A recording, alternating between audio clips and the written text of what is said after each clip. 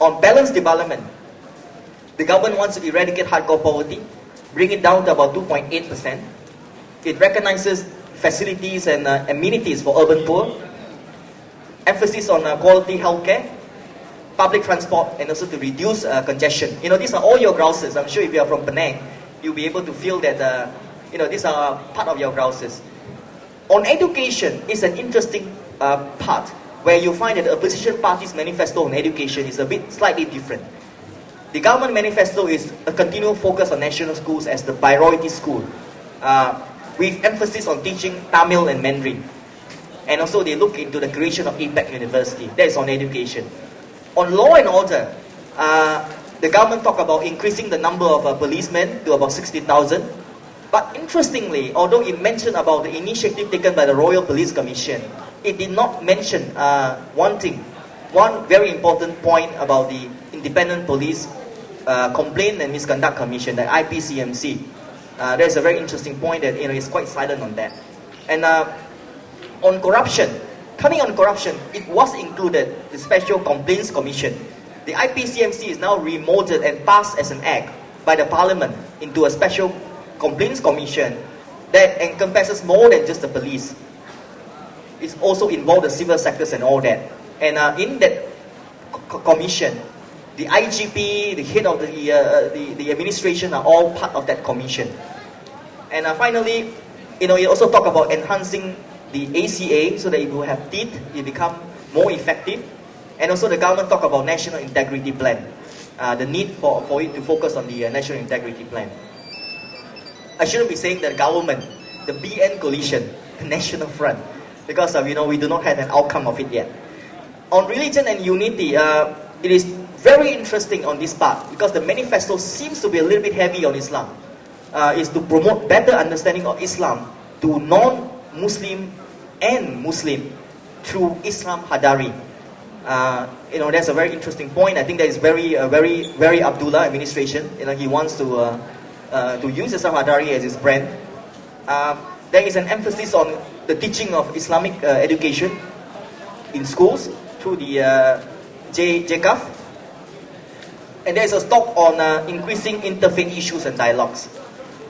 So that is the part I think that perhaps the government does not address what will be the mechanism, a more concrete mechanism to address the issues of uncertainty over the use of certain certain religious terms, and also the conflict, the judicial conflict between the Sharia and civil court. I think that has got to be, and there's one part I think that's quite missing. So let's look at the PKR, the Keadilan Manifesto. I think it's quite interesting as well. Top of it is respect for constitution, respect for rule of law. I think that is one of the things that highlighted also by the Barisan through the Rukun Negara, but unfortunately it does not feature in his manifesto. But Keadilan brought it up as one of the top points in respect for constitution. And like the Barisan Nasional, it also recognizes that the need to create a vibrant economy through policies. He said that there must be a policies diversion, a little tinge of socialism here, by meaning that policies that continue to enrich the elites must move towards something that focuses on the poor. So that is the part of the very welfare-centric manifesto. It also recognizes peace and security. So that's why it says that there is a need to create a safer neighborhood for the people. And recognizing the cost of living, it says that it wants to create an affordable Malaysia, addressing the price increase, and it has talked about reducing the petrol price by increasing the subsidy.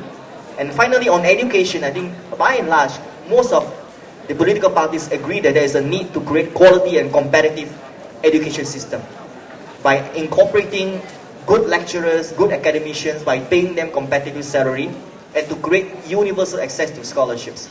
So I think by and large are accepted by all. And then let's look at the DAP manifesto. It also recognizes the top of it is safer street for all, security, very security centric. All political parties agree this is the main theme. It wants to increase the number even better, 100,000 police force on the road.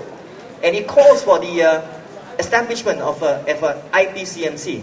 I think that was the one that has been missed out by the BN. Second is on living standards. The DAP is even more generous. It wants to give 6,000 ringgit each year to all households earning less than 6,000 a year. Something like the Singapore government doling out a lot of money. Well, I don't qualify, but I'm jobless technically, so hopefully I can qualify. And then on the Malaysian First economic policy, that again you can see that it wanted to focus on merit and needs. I do not know what it means by that because the manifesto merely say merit and needs. So I think merits maybe is on meritocracy, and needs maybe is to to look at the people down there, the poor. And it talks about quality investment, the need for the country to attract quality investment. Again, similar with the Barisan Nasional as well.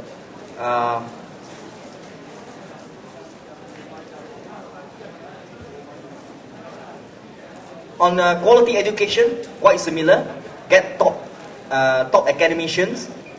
And also, one thing that is different in the DAP manifesto from the Barisan on education is that Barisan says make national schools the priority, but the DAP says protect mother tongue education, meaning that the continuation of vernacular school system.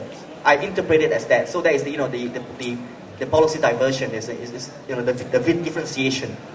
DAP talk a little bit about environment.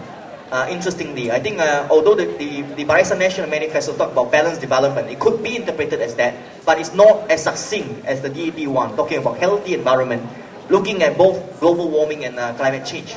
Right? Whenever it rains, we'll have flood everywhere. Right? So I used to make fun. I think Proton needs to create another model. Not Proton Saga, they should come with a Proton Tongkang. So when there's a flood, you can turn your thing into a boat and row it. So it's interesting thing that they look at that. But another point that I think missed out by the Barisan Nasional Manifesto is on gender and youth empowerment. The DAPs talk about childcare for working adults, so that single single parents will be able to go to work with the provision of childcare facilities. We talk about flexi hours. Very nice. You can wake up at 10 a.m. in the morning and then still go to work, and without getting fired. Right? So interesting. It's very, very westernized. And it's also talk about women's rights, the endorsement of women's rights. So, each of the manifestos had its pluses and minuses. So let's talk about the things not mentioned at all by any of the manifestos. I can see 4 of them actually. One is on race politics. All the manifestos are quite silent on that. None of the manifestos said that explicitly that we need to do away with race politics in Malaysia. I think that's a very important point brought up by Dr. Neil. Race politics, we will see a continuation on that. And I think in the political dramas that I've been monitoring, there seems to be some racial tinge as well, right? Which I think is not fairly directed to certain community. As I said, policies are not implemented by the community. It's implemented by political parties. And I think some community or a particular community has been unjustly identified and blamed for certain things that's happened. So I think we have got to get that right. And the second is that all the manifestos, as you can see, are quite silent on the disabled. They have not talked about the disabled, and I think it's very important for the country to be more conscious about disabled. I think public buses should be made accessible for disabled because they cannot move around through private cars and etc. They cannot drive, make it difficult for them. But we find that by and large, public transportation is still not accessible to disabled. Again, all manifestos are silent on that. Third, I think importantly, all the manifestos, although the Barisan one has a little bit of Islamic flavor, but all other manifestos are quite silent on the need to address whether Malaysia is a multiracial secular constitutional country or whether it's an Islamic country. I don't think that it again has been clearly identified by any of the manifestos.